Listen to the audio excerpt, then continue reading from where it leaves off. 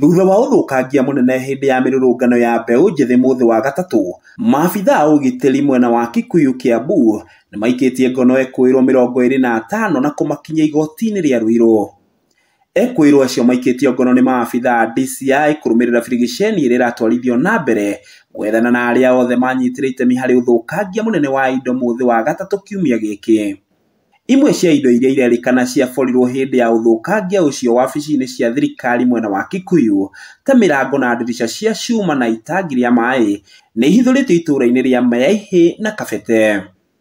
Oho maabithaa ruhonge rwa DCI ni maikitie ngono ekuirwo angi atatu magikuruhanio na kubanga nyanake iria ciathogire thayu na gutabania wici hindi ya mirurungano ya muthi wa gatatu mari thabari ya riuriro mwena wa Konza.